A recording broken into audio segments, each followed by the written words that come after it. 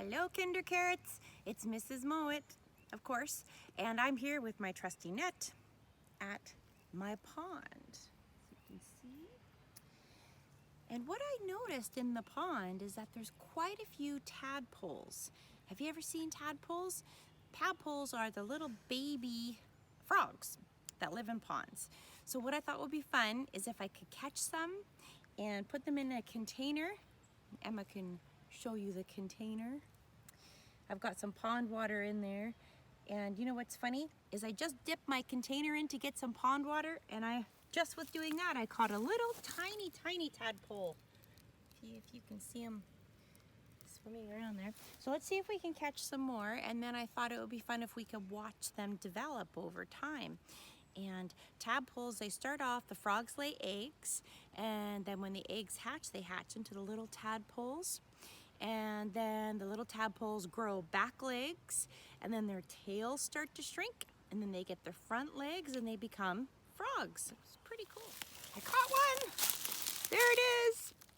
Lying there. I gotta quickly put him in my bucket so he doesn't die because he needs the water to breathe. There he goes. Aha! All right, so here I am with my net. And I happen to be able to catch, how many do I have? 1, 2, 3, 4, 5 good sized ones and one little teeny tiny one. I don't know if you can look in there and see them swimming around. There's some floaty green stuff from the pond too. So there's my tadpoles. Now, if you want to go to a pond and try and catch tadpoles too, that's great. Just make sure you take an adult with you, of course, and you're wearing boots in case you fall in. And I got my net at the dollar store, so that's a pretty easy place to find them. And while we've got our tadpoles here, we should talk about something else that we are learning this week, which is about animals. And I wanted to talk to you about habitat. Habitat is a word that means where an animal lives. So what do you think the habitat is of the tadpoles? Where do you think the tadpoles live? Yep, in the pond. That is the habitat of tadpoles and frogs and other animals too. And there's also another word that I wanted to teach you this week. It's called adaptation. Let's see how many syllables are in that word. Adaptation. 4 syllables, that's a big word. An adaptation is something special that an animal has or does to help it survive in its habitat. So for frogs, a neat adaptation that they have, well, I could think of a few things. One is they lay their eggs in a cluster in a pond, and then the tadpoles hatch, and then they grow bigger and they get legs, and so there's a whole bunch of them usually around, and that kind of helps protect them from predators if there's lots of them, and if they also are in a pond, so they have different places to hide and get away from predators. Frogs also have those long curved back legs that can really help them hop. And that's another neat adaptation, that they have a neat way for them to get away and also be safe from predators too. So let's go look at a couple other animals and see if we can figure out what the habitat is and what their adaptation. Okay, and here we are with Louie the horse. And say hi, Louie. Yeah. And when it comes to horses, they have some pretty neat adaptations too, the way that God made them to help them survive. One is they have this big midsection here, and in there is really big lungs, so that can help them to run fast. And they also have a big heart. The heart pumps the blood through their body so that they get lots of oxygen and they can run. Another adaptation is their legs. They've got these long, strong legs, and that also can help them run fast because horses are a prey animal, so they want to run away from anything that scares them or that might want to eat them in the wild. So they need to have big lungs and long legs to help them survive. All right, here's the sheep. Here's George and Susie. Hi. There's Frady, because she's kind of nervous. Oh, see ya. They didn't stick around very long. So with sheep, There can be a couple neat adaptations, and one that Emma reminded me of is that they like to stay really close together. They don't want to be too far apart from each other because they're very vulnerable to predators and they don't have much of a way to defend themselves. But if they can stick together, then they're safer in a clump, in a number of sheep. Hi, George. What other kind of adaptations? I guess their fur or their wool, that protects their bodies from any kind of injuries, because it'd be pretty hard to chew through this thick wool that they have on them. And it also keeps them warm in the winter. And these sheep have are actually originally from a hot climate. This type of sheep, they're called a Hare Sheep. So they've adapted to live in hotter climates because they don't have a typical really heavy sheep coat. They have what's called hair, and they're called Hare Sheep. So that's a neat sheep adaptation. George reminded me that we didn't talk about habitat.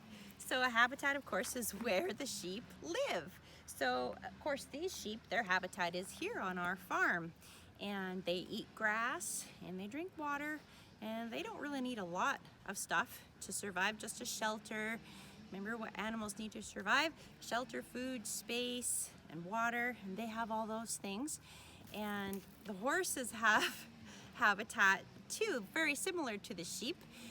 They eat grass and they eat hay, they need water, shelter, the same things. Remember, all animals need the same things to survive, and sheep and horses have a similar need for their habitat that they live in. This week in literacy, we're going to be learning about a word called digraphs.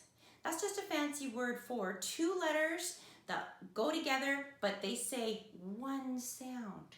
Do you remember in school we had those posters, and we looked at some of them, and I know I showed you the poster of the T and the H together, and remember, they don't like each other, so what do they say to each other?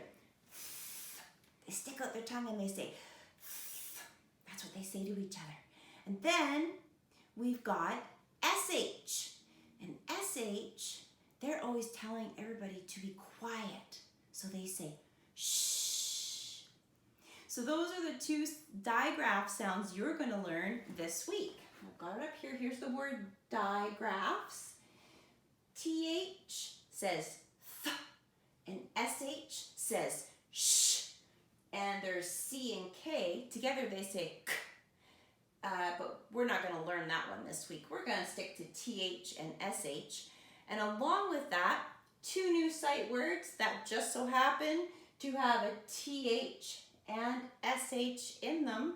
We've got that and she. That and she. So make sure you learn those and learn more about digraphs, and that's going to help you be better readers. I know some of you are really reading very well, and some people are just starting to read and working on those skills. Good for you for doing that. That's excellent.